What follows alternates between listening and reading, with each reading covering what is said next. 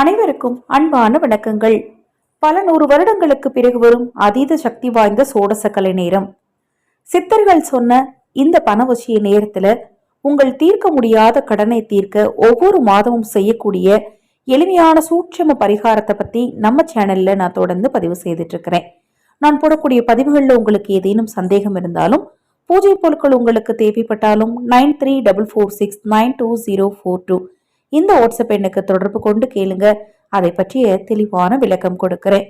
இந்த பௌர்ணமியில வரக்கூடிய சோடசக்கலை நேரம் ஏன் இவ்வளவு அற்புதம் வாய்ந்தது அப்படின்னு பாத்தீங்கன்னா, சோடசக்கலை நேரத்துல ஒரு பாதி நேரம் ஐப்பசி மாதத்திலும் மறுபாதி நேரம் பாருங்க கார்த்திகை மாதத்திலும் வந்திருக்கு.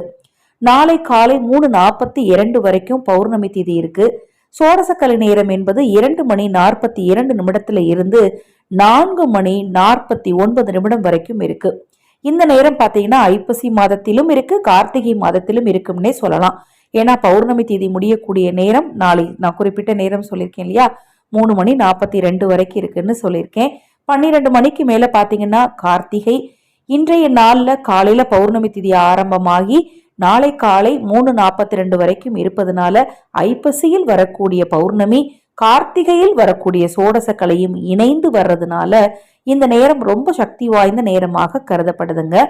இந்த நேரத்துல நீங்க செய்ய வேண்டிய ஒரே ஒரு எளிமையான பரிகாரம் என்ன அப்படின்னா, 18 சித்தர்கள்ல அகத்தியரை நினைத்து ஓம் அகத்தீசாய நமக எனும் மந்திரத்தை கண்களை மூடி நீங்க எந்த இடத்துல இருக்கீங்களோ, நீங்க படுக்கையறையில இருந்து கூட இது தாராளமா சொல்லலாம்.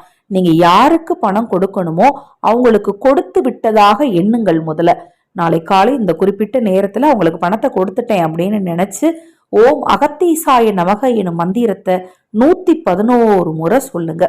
இப்படி சொல்லும் போது சித்தரின் அருளாலும் பிரபஞ்சத்தின் அருளாலும் இந்த சோடசக்கலை நேரத்தின் அற்புதத்தாலும் உங்கள் தீராத கடன் நிச்சயமாக தீருங்க.